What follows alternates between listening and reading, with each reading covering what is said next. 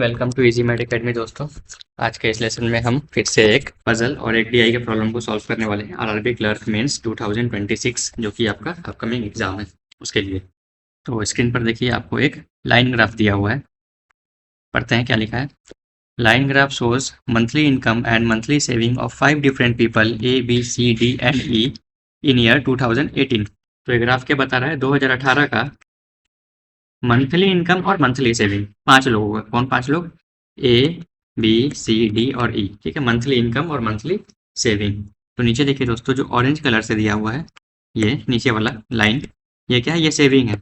Saving मतलब कितना पैसा वो लोग बचा रहे हैं। और जो ऊपर आपको ब्लू कलर से दिया हुआ है या फिर आपको ग्रे दिख रहा होगा, वो क्या है? वो है इनकम, मतलब कितना कमा रहे हैं। ठीक है, तो और क्या हो सकता है दोस्तों? एक है वो कितना कमा रहा है, इनकम, क्योंकि ये इनकम दिया हुआ है। और नीचे सेविंग दिया हुआ है, वो कितना बचा रहा है। इसका मतलब क्या होगा? अगर मैं इनकम में से सेविंग को माइनस करूंगा तो क्या मिलेगा कि वो कितना खर्च कर रहा है ना। कुछ पैसा आपने कमाया, उसमें से कुछ पैसा आपने खर्च किया, तो क्या बचेगा? कुछ आपने सेव किया। ठीक है, तो यहाँ से हम बस एक वही डेटा निकाल सकते हैं। तो एग्जाम में आप चाहे तो सीधा ग्राफ देखकर भी क्वेश्चन सॉल्व कर सकते हैं, लेकिन क्या होता है, स्क्रीन पे बार बार देखने से पैरेलक्स एरर होता है। पैरेलक्स एरर का मतलब ऐसा होता है कि पैरेलक्स एरर का मतलब ये होता है कि अगर आप सी का डेटा देखना चाहेंगे तो गलती से आप डी का देख सकते हैं, क्योंकि ग्राफ बहुत छोटा दिखेगा वहाँ पे आपको स्क्रीन पे। ओके, तो आप चाहे तो इसको नोट कर सकते हैं। कैसे नोट करेंगे? देखिए, ये 5 लोग हैं, A B C D and E. इनका इनकम है, सेविंग है, और इनकम में से अगर मैं सेविंग को माइनस करूंगा तो मिलेगा उन्होंने कितना खर्च किया है, जिसको हम एक्सपेंडिचर बोल सकते हैं। ठीक है, ए का इनकम कितना है, सीधा आप लाइन ग्राफ में देख सकते हैं। ए का इनकम है 18,000, सेविंग है 6,000, माइनस करेंगे तो आएगा 12,000। ओके, बी का ये वाला देखिए, बी का 15,000 है इसका इनकम और 5,000 है सेविंग।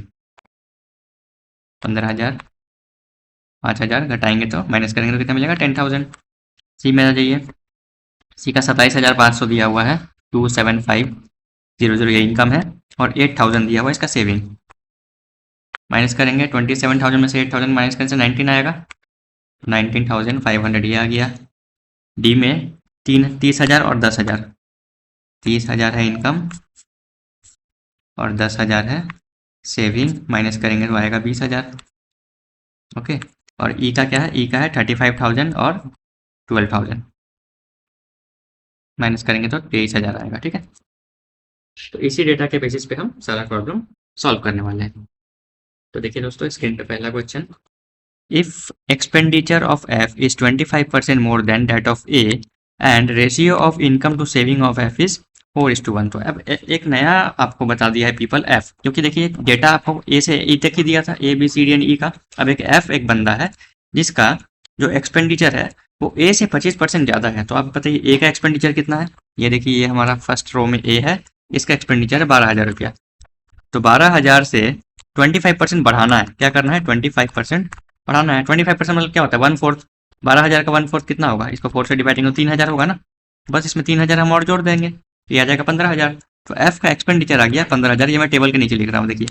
ठीक है, फिर क्या बोला है? The ratio of income to saving is 4:1। Okay, तो एफ का जो इनकम है और जो सेविंग है इसका रेशियो 4:1 दिया हुआ है। ठीक है, तो क्या निकालना है? Find the saving of F निकालना है। एफ का मुझे सेविंग 1 का वैल्यू निकालना है। तो आप देखिए दोस्तों, एफ का जो रेशियो है 4:1 का दिया है, ये है इनकम और ये है सेविंग। दोनों का डिफरेंस कितना होगा? इनकम में से सेविंग को माइनस करेंगे तो 3 होगा, है ना। तो इनकम में से सेविंग घटाते हैं तो क्या मिलता है? एक्सपेंडिचर मिलता है। मतलब ये 3 का वैल्यू है, ये 15,000 है ना। 3 इक्वल टू है 15,000, तो मुझे 1 का वैल्यू निकालना है, तो यह आ जाएगा 5,000। ऑप्शन नंबर सी करेक्ट हुआ। ओके, अगला क्वेश्चन देखिए, थोड़ा लंबा चौड़ा क्वेश्चन है। The expenditure of G is equal to difference between expenditure of B and D. तो एक नया, फिर से एक नया बंदा दिया है जो कि जी है। जी का एक्सपेंडिचर क्या बोला है? ये बी का एक्सपेंडिचर और डी का एक्सपेंडिचर का डिफरेंस है। बी का एक्सपेंडिचर माइनस डी का एक्सपेंडिचर, उल्टा भी हो सकता है। ठीक है, जो बड़ा होगा उसमें से छोटा को माइनस करेंगे। तो बताइए बी का एक्सपेंडिचर कितना है? टेबल में देखिए, बी का है 10,000 और डी का कितना है? डी का है 20,000। तो डिफरेंस आएगा मेरा 10,000 का। माइनस में आ रहा है, कोई दिक्कत नहीं, हम प्लस ही लेंगे। ठीक है, तो एक जी मिल गया मुझे नया, जिसका एक्सपेंडिचर है 10,000। While the saving of G is 50/3% of his income. अब जी का जो सेविंग है वो उसका इनकम का 50/3% है। तो ये कैसे निकालेंगे, देखिए जी का एक है इनकम, एक है सेविंग। तो इनकम का 50/3% है सेविंग। तो अगर इनकम में 100 लेता हूँ तो ये आएगा 50/3। तो मुझे क्या करना है, मुझे रेशियो निकालना है। क्यों 50/3 है, देखिए 100 जो ऐसा नंबर है जिसका आप कितना परसेंट भी निकालेंगे तो वो खुद ही होगा। जैसे मतलब मैं बोलूँ 100 का 40% क्या होगा, 40 होगा। 100 का 2% क्या होगा, 2 होगा। 100 का 0.5% क्या होगा, 0.5 होगा। उसी तरह से 100 का 50/3% कितना होगा, 50/3 होगा। अब आगे क्या बोला है वो पढ़ते हैं। If G spends 35% of his expenditure on food, 40% of remaining expenditure on education and rest on house rent। जी क्या कर रहा है, इसका जो एक्सपेंडिचर है इसमें से 35% वो फूड पे खर्चा कर रहा है। ठीक है, बचा कितना, बच गया 65% है ना। मान लेते हैं जे का एक्सपेंडिचर टोटल 100% है अगर, तो उसमें से 35% उसने फूड पे खर्चा किया। ठीक है, अब बचा कितना, 65%। फिर क्या बोला है, 40% of is remaining expenditure on education and rest on house rent. तो ये जो बच गया इसका भी 40% वो क्या करता है, एजुकेशन में खर्चा करता है। ठीक है, अब बाकी जो बच गया वो रेंट पे, हाउस रेंट पे। ठीक है, तो निकालना क्या है, find the difference between ji saving and his expenditure on house rent. तो मुझे जी का सेविंग माइनस जी का हाउस रेंट पे कितना खर्चा है वो मुझे निकालना है। तो कैसे कर सकते हैं, देखिए यहाँ से, देखिए यहाँ से मैं इनकम और सेविंग का रेशियो ले सकता हूँ। कैसे ले सकता हूँ बताइए, मैं क्या करूँगा, इस पूरे इन दोनों को अगर मैं 3 से मल्टीप्लाई कर दूँ तो ये हो जाएगा 300 और ये हो जाएगा 50, होगा ना। देखिए 50/3 को अगर मैं 3 से मल्टीप्लाई करूँगा तो 3 कट जाएगा। ठीक है, अब रेशियो ले लीजिए, 50 से जाएगा 1 टाइम में, ये जाएगा 6 टाइम में। तो रेशियो हो गया 6:1 का। ओके, अब देखिए, अब देखिए दोस्तों, जी का मुझे एक्सपेंडिचर पता है 10,000। तो इनकम में से अगर मैं सेविंग को माइनस करूंगा यहाँ तो क्या मिलेगा, एक्सपेंडिचर मिलेगा। तो 6 में से अगर 1 माइनस करूँगा 5 मिलेगा। तो 5 का वैल्यू आ गया है 10,000। एक इक्वल्स टू कितना मिलेगा, 2,000। मुझे क्या चाहिए, मुझे चाहिए था जी का सेविंग। ओके, तो जी का ये सेविंग मुझे 2,000 मिल गया। अभी मुझे क्या निकालना है, जी ने हाउस रेंट पे कितना खर्चा किया है। तो वो कैसे करेंगे, देखिए अब इसका काम नहीं है, मैं हटा रहा हूँ। ठीक है, जो मुझे जरूरत है बस मैं वही निकाल रहा हूँ। एग्जाम में भी आपको यही करना है, सब कुछ नहीं निकालने बैठना है। अब देखिए, जी का टोटल एक्सपेंडिचर था 100%, इसमें से 35% उसने फूड पे खर्चा किया, बचा 65%। 65% का 40% उसने एजुकेशन में खर्चा किया। तो हाउस रेंट पे कितना किया होगा बताइए, 65% का अगर उसने 40% एजुकेशन में खर्चा किया है तो बाकी कितना बच गया, बाकी 60% बचेगा ना। तो मुझे क्या निकालना है, 65% का 60% कितना होगा, 65% का 60% कितना होगा ये निकालना है। कैसे निकालेंगे बताइए, 65% का 10% कितना होगा, 6.5 होगा ना। तो 20% कितना होगा, इसका डबल मतलब 13 होगा। तो 60% कितना होगा, इसका 3 टाइम। समझ आया, देखिए ये है 10%, इसको डबल किए ये आ गया 20%, इसको 3 टाइम किए तो ये आ गया 60%। तो मुझे 39% निकालना है। 39% ऑफ वाट, ऑफ उसका एक्सपेंडिचर। एक्सपेंडिचर है जी का 10,000। 10,000 का 39% कितना आएगा, 3,900 आएगा। तो यहाँ मैंने 3,900 लिख दिया। इन दोनों का डिफरेंस मिल जाएगा 1,900 रुपया। ठीक है, ऑप्शन नंबर ई करेक्ट हुआ। अगला क्वेश्चन देखिए, E spends 25% of his expenditure on travelling and remaining he spends on household and education. ठीक है, तो ई क्या करता है, अपना एक्सपेंडिचर का 25% ट्रैवलिंग में खर्चा कर रहा है and remaining he spend on house hold. बाकी जो बाकी कितना बचेगा, 75% बचेगा, ये वो खर्चा कर रहा है हाउस होल्ड एंड एजुकेशन में। ठीक है, फिर क्या बोला है, if amount spend on house hold is 650% of amount spend on education. तो हाउस होल्ड और एजुकेशन, इसके बारे में क्या बोला है, अगर एजुकेशन 100 है तो ये कितना होगा, ये 650 होगा, क्योंकि इसका 650% बोला है। तो मैंने भी बताया था आपका 100 का जितना परसेंट निकालेंगे वही आएगा। अगर मैं 100 का 650% निकाल दो 650 आएगा। रेशियो कितना हो जाएगा बताइए, 0 और ये 0 जाएगा, 5 से जाएगा 13 टाइम में, ये जाएगा 2 टाइम में, 13:2 का रेशियो आया। ठीक है, फिर क्या बोला है, then find the annual expenditure on education. तो एजुकेशन पे वो कितना खर्चा कर रहा है मुझे वो निकालना है। ठीक है, तो सबसे पहले देखिए, ई का टोटल अगर एक्सपेंडिचर 100 है, 100% में मान रहा हूँ, तो 75% खर्चा वो कर रहा है वो हाउस होल्ड और एजुकेशन में। अब 75% को उसको 2 पार्ट में बांट करना है, 13 और 2 में। ठीक है, तो 13 और 2 को ऐड करके कितना आ रहा है, 15। तो जो 15 है इसका वैल्यू है 75%, एक का वैल्यू हो जाएगा 5%, 2 का वैल्यू हो जाएगा 10%। मुझे बेसिकली क्या निकालना है, एजुकेशन के लिए निकालना है मुझे ई का जो एक्सपेंडिचर है इसका 10% निकालना है। तो ई का एक्सपेंडिचर कितना है, टेबल में देखिए ये है 23,000 रुपया। 23,000 का अगर 10% निकालूंगा कितना आएगा, 2300 आएगा ना। ये आ गया उसका खर्चा, किसके ऊपर, एजुकेशन के ऊपर। लेकिन ध्यान से अगर आप क्वेश्चन को देखें दोस्तों तो क्या बोला है, then find the annual expenditure है। अभी आपको याद होगा हमने जब ये डेटा नोट किया था, ये सारा मंथली एक्सपेंडिचर था, एक महीने का खर्चा था। आपको साल का निकालना है तो आपको क्या करना पड़ेगा, इसको 12 से मल्टीप्लाई करना पड़ेगा। कैसे करेंगे, देखिए 12 को 2 से मल्टीप्लाई करते हैं तो कितना 24 होता है ना, तो 2400 हुआ, सॉरी 24,000 हुआ। प्लस 12 को 3 से करेंगे तो कितना होगा, 36 होगा, तो ये 3600 हो गया। अब 24,000 में 3600 जोड़ेंगे तो कितना होगा, 27,600 होगा ना। समझ आया, 27600, option number D. Next question देखिए, find the ratio of total expenditure of C for 8 month to total expenditure of E for 6 month. तो क्या निकालना, रेशियो लेना है मुझे सी का जो एक्सपेंडिचर है, सी का एक्सपेंडिचर कितना मंथ के लिए, 8 मंथ के लिए, और ई का एक्सपेंडिचर 6 मंथ के लिए। सी का एक्सपेंडिचर कितना है, टेबल में देखिए 19,500 इंटू 8, इसका रेशियो चाहिए। ई का एक्सपेंडिचर है 23,000, टेबल से देख रहा हूँ, इंटू 6, बस इसको काट देंगे तो आ जाएगा आंसर। क्या करूँगा मैं, ये 2 जीरो और यहाँ का 2 जीरो में कट कर दूंगा, 5 से इसको काटूंगा, 5 3 जा 15, 5 9 जा 45, इसको काटूंगा तो आएगा 5 4 जा 5 6 है, ठीक है। और किससे जाएगा, ये 3 से जाएगा 13 टाइम में, ये 3 से जाएगा 2 टाइम में, 2 से जाएगा 4 टाइम में, अगर ये 2 टाइम में, 2 से जाएगा 23 टाइम में, ठीक है। जितना काट सकता है काटा है, तो मैंने आ गया 26:23, ऑप्शन नंबर ई करेक्ट हुआ, ठीक है। आखिरी क्वेश्चन देखिए दोस्तों, monthly expenditure of B and E together is what percent approx of total yearly expenditure of C. तो मुझे क्या निकालना है कि बी और ई का जो मंथली एक्सपेंडिचर है, तो बी का मंथली एक्सपेंडिचर कितना है, टेबल से देखिए बी का और ई का, बी का है 10,000 प्लस ई का है 23,000, ठीक है। ये इन दोनों का मंथली एक्सपेंडिचर हो गया। चेक करना है कि ये सी का ईयरली एक्सपेंडिचर का कितना परसेंट, सी का मंथली कितना है, सी वाले टेबल में देखिए 19,500, ईयरली के लिए इसको 12 से मल्टीप्लाई कर देंगे तो ऊपर आ जाएगा 10,000 में 23,000 जोड़ेंगे तो आ जाएगा 33,000, 33,000। नीचे है 12 इंटू 19500। अब इसको सॉल्व करते हैं, ये जाएगा 2 जीरो और ये 2 जीरो चला गया, 5 से इसको काटेंगे, 5 3 जा 15, 5 9 जा 45, 5 से काटेंगे, 5 6 जा 30, 5 6 जा 30, ठीक है। फिर 6 से जाएगा 2 टाइम में, 6 से जाएगा 11 टाइम में, तो कितना आ रहा है, ये आ रहा है 11 बाई नीचे आ रहा है 78। तो मुझे देखिए दोस्तों, यहाँ से करने के बहुत सारे तरीके, मुझे चेक करना है कि जो 11/78 है ये कितना परसेंटेज है।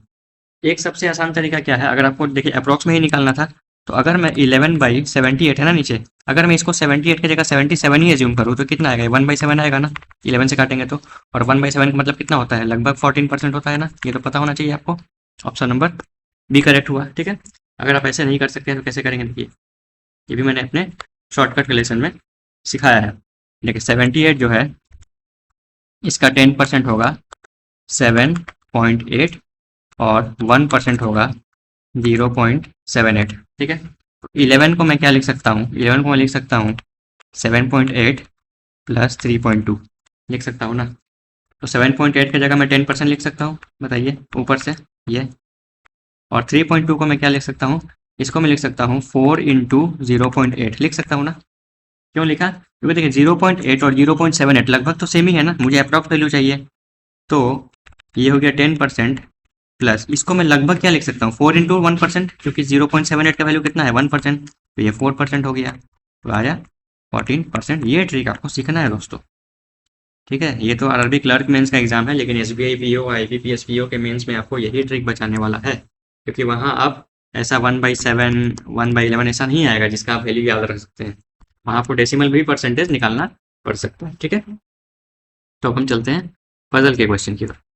तो दोस्तों आप क्वेश्चन का स्क्रीनशॉट ले लीजिए, खास करके जो लोग हिंदी में प्रेफर करते हैं वीडियो देखना, ओके। तो नीचे हिंदी में क्वेश्चन लिखा हुआ है और आप मेरे साथ बनाना शुरू कर सकते हैं। तो मैं अगले पेज में चलता हूँ और डेटा नोट करना शुरू करता हूँ। 8 person seat around a circular table such that 4 of them face towards the center and the remaining 4 face away from the center। तो ऐसा है, एक सर्कल होगा, इसमें 8 लोग बैठे होंगे, इसमें से 4 लोग अंदर की तरफ फेस कर रहे हैं और 4 लोग बाहर की तरफ फेस कर रहे हैं, ठीक है।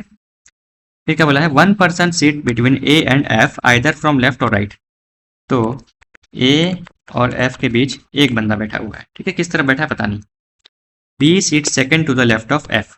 दूसरा क्या बोला है कि बी जो है कि एफ के सेकंड लेफ्ट में बैठा हुआ है, ठीक है। थर्ड क्या है, immediate neighbours of A faces the opposite direction as A faces. मतलब ए के जो एडजेसेंट इसके जो पास बैठे हैं वो अपोजिट फेस का, अगर ए अंदर की तरफ फेस कर रहा है तो बाकी दोनों बाहर की तरफ फेस कर रहे होंगे, या फिर अगर ए बाहर की तरफ फेस कर रहा है तो बाकी दोनों अंदर की तरफ फेस कर रहे होंगे, ऐसा होगा, ठीक है। नेक्स्ट क्या है, C seat second to the right of A से एक छोड़ के राइट में सी चाहिए, ठीक है। As many person seat between A and B as between D and E.